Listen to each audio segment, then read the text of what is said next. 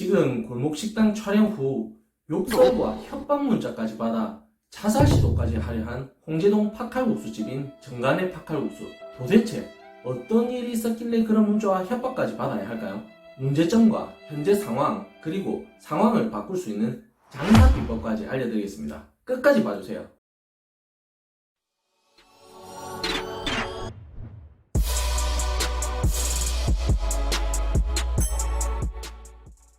올해 1월달 촬영을 시작한 서울 홍제동 문화촌 골목, 그중 팥 전문점인 정간의 팥칼국수. 촬영 당시 팥칼국수, 팥옹심이, 바지락 칼국수, 들깨 수제비, 들깨 칼국수까지 여러 메뉴가 있었습니다. 백종원 대표가 방문을 해 맛을 본 결과 바지락 칼국수는 흔한 맛이라며 평타 점수를 줬고, 팥옹심이는 쓴맛과 묽은 맛이 너무 강해 무조건 수정해야 한다고 지적을 했어요. 주방 조리도구 또한 냄비 주걱을 스테인 주걱으로서 코팅이 다 벗겨져서 유독 성분이 나오는 냄비를 사용하셔서 당장 도구를 바꿀 것을 알렸습니다. 사장님께서는 팥죽 레시피가 친정 어머니에게서 받은 것이라 자부심이 굉장했어요. 사장님께서는 중국산 팥을 사용하시며 오래된 묵은 팥을 쓰셨다 보니 더욱더 쓴맛이 강했어요. 조리 방식 또한 팥 베이스를 그대로 사용하지 않고 물을 섞어 찹쌀물을 넣어 농도를 조리하는 방식이라 진한 맛이 떨어질 수밖에 없었습니다. 그래서 중간 평가할 때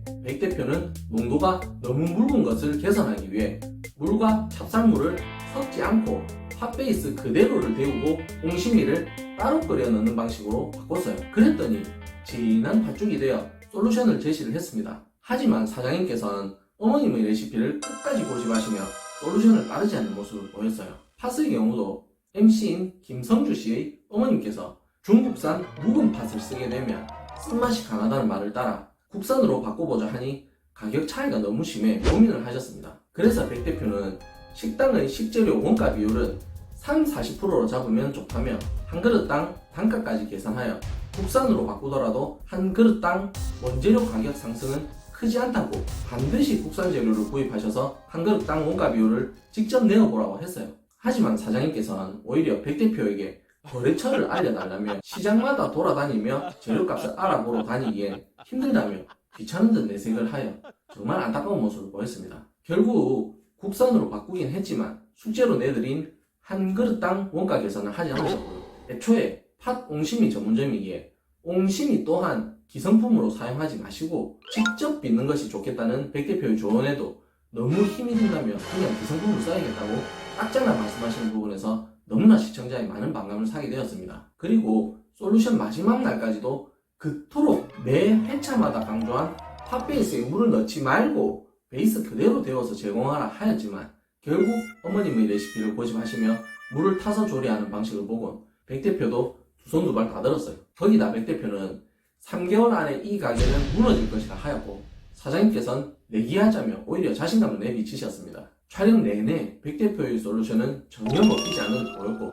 오히려 촬영 전의 어머님 레시피를 굳게 고집하며 전혀 받아들이려 하지 않으셨어요. 결국 방송이 나가고 난 후에 후폭풍은 어마어마했습니다. 전국에서 악플이 달리기 시작하였고 심지어 사장님의 개인 휴대폰으로 문자가 오기 시작했어요. 비난은 물론이거니와 욕설이 난무하고 협박성 메시지에 사장님께서는 공포를 넘어서 원래 가지고 있었던 우울증까지 더 심해지게 되었습니다. 결국 자살 시도까지 하려 하시고 너무나 삶이 피폐해져 버렸어요. 촬영 몇 개월 후 한 유튜버와의 인터뷰에서 대국민 사과까지 하시며 눈물을 흘리시는 사장님을 보고 있자니 저도 마음이 너무 안 좋았습니다. 물론 골목 식당이라는 프로그램의 촬영을 동의하신 것 자체가 장사가 잘 안 되기에 귀중한 솔루션을 받아 더 나은 매장을 만들기 위함이에요. 그럼에도 불구하고 사장님께서는 너무 고집을 꺾지 않으시고 안일한 태도로 촬영 전과 바뀜이 거의 없는 모습에 저 또한 보는 내내 한숨이 나고 답답했습니다. 하지만 해명 영상을 보면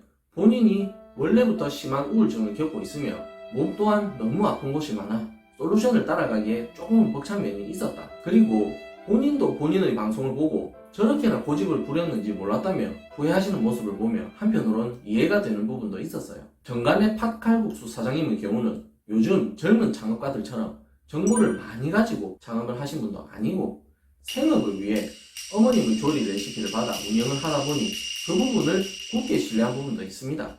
거기다 몸도 안 좋다 보니 이왕이면 조금이라도 덜 힘든 방식을 선택하시는 것도 충분히 이해가 가요. 하지만 장사라는 건 절대 지켜야 할 기본이라는 게 있습니다. 그리고 그 기본을 위해서 드는 노동을 절대 피해가려 하면 잘 될 수가 없어요.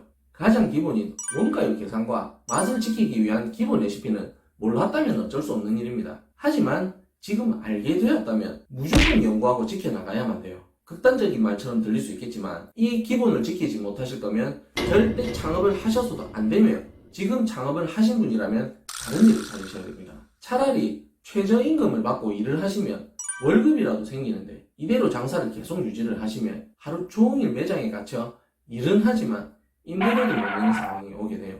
정말 안타깝지만 냉정한 현실입니다. 자, 여기서 이번 홍제동 팥칼국수집 편을 보며 해당되는 장사 비법을 공개를 할게요. 첫 번째, 식당의 재료 원가 비율은 30-40%로 잡는다. 가격을 먼저 정하고 원가를 맞추려 하지 마십시오.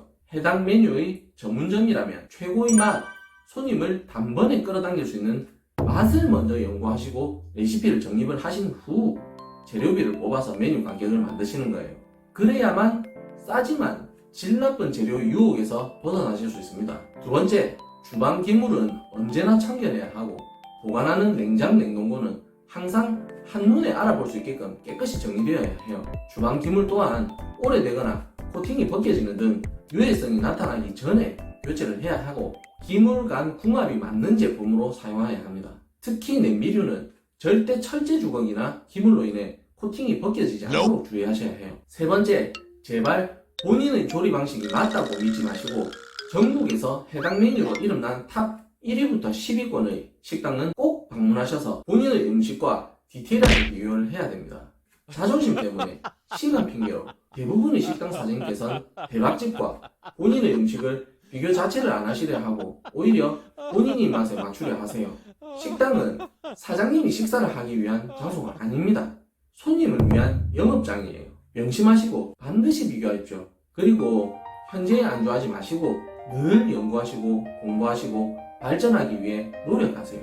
사장님이 어제와 같은 오늘로 영업을 하실 때 다른 매장은 어제보다 더 나은 오늘을 위해 피나는 노력을 하고 있다는 사실을 알게 되면 절대 TV 볼 시간 따위는 없습니다. 오늘도 가족을 위해 생업 전선에 뛰어드신 모든 자영업자 사장님들 기운내시고 힘내십시오. 제가 늘 응원하겠습니다.